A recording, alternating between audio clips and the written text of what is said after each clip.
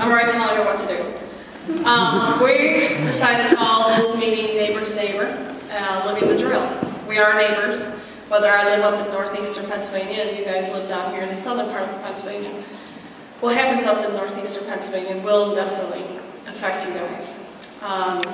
Just a little bio about me. I've always lived in Bradford County. I've always lived on a dairy farm, and I've always milked cows.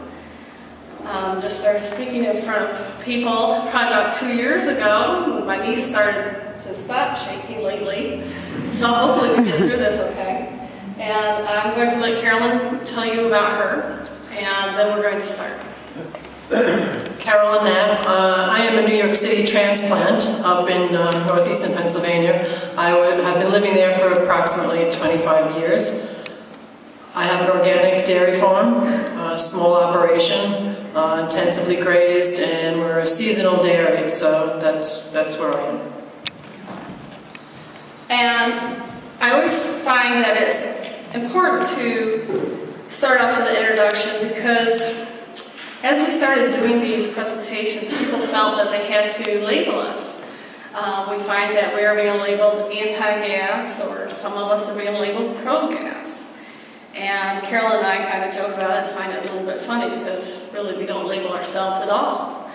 We're just people that are living in a time of miscommunication, succumbing to misinformation, while our safety and well-being are in question. Because of this, we have seen our communities become divided, and we're going to show you this part a little bit later on. And it seems like the gas company has made it just, it's either black or it's white.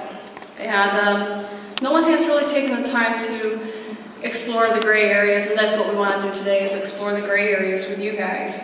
And hopefully this presentation will help you, and maybe you might walk away from here understanding how others are feeling and how they're dealing with what's going on, and hopefully you will ask, what can I do? And how am I going to prevent this from coming in my area, or how am I going to fight this? So let's get started, Carolyn. Let's do the neighbor to neighbor. Okay. All decisions were based on money. And do you want to go ahead and do that a little bit? Well, in relation to the money, the original decisions that we discussed is the signing of the lease. They were based on money. Both Carol and I signed a lease in 2006, excuse me. We just recently, I've been released of my lease on my main farm. My husband has other property that we farm as well in another township, and they have put that farm in 2 production units.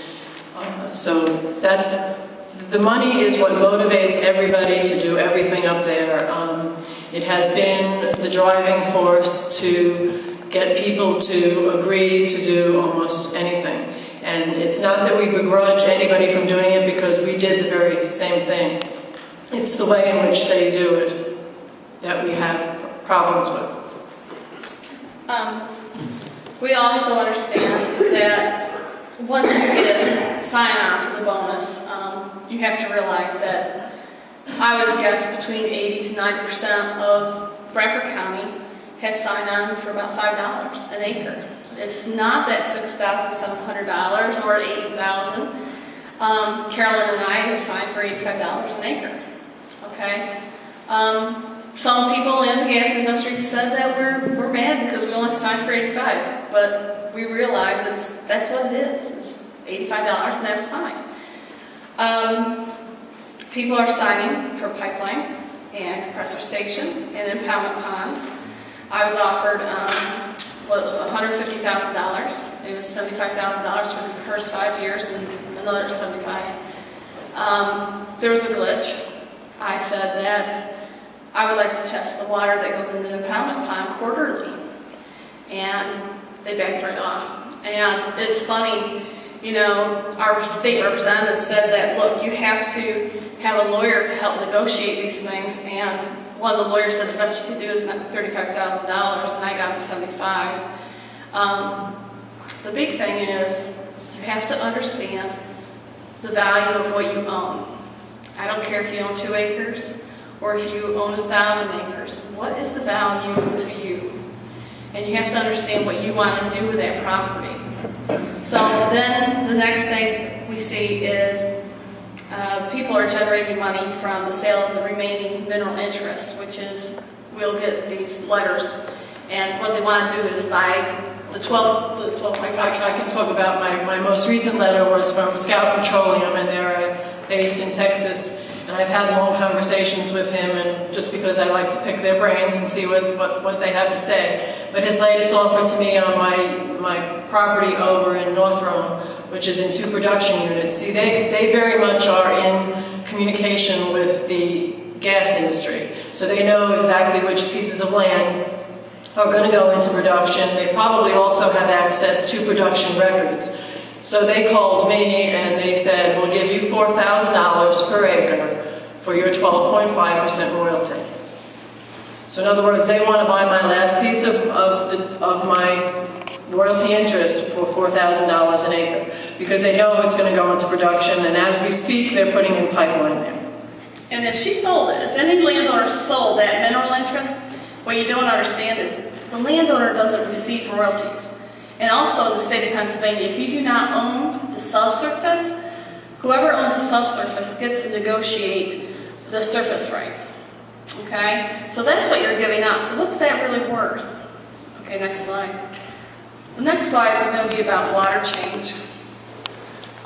That's my water in my windowsill. And on the other side is Carolyn and another man in the Terry Township area. I'm going to tell you what it cost this man.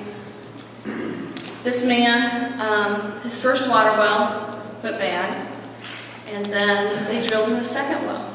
They decided to put the filtration system, and that's what they're walking to back there, is the filtration system. They put that on the second well, which tested worse than the first well. That long stick in the middle is the methane separator. And right back here is the water buffalo. Now they are receiving water through the water buffalo because the filtration system does not work.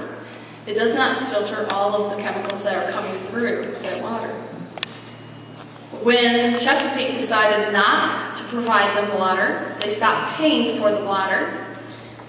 This man and his family was charged $7,400 for 2 months worth of water. The property value, this is a log cabin, was worth $395,000 because the water became contaminated. It's worth $39,000. So he lost between 80 to 95% of the property value. They have a little baby that was born, well, she's going to be 2 years old this coming October. So when she was about 3 months old, she had her first major surgery, heart problem. The wife became pregnant when the water was changing, didn't realize it was going to affect the baby. The water testing cost, I just talked to this gentleman last night, and to test his water now to get everything he can. I mean, I understand what he's doing because you don't know what to test for. You don't know what the chemicals are, okay? His last water test cost him $3,700. So when his lease, this man bought his property and it was already leased. So he never received money for a lease anyway. So I just want you to understand what the cost is. Okay, next picture.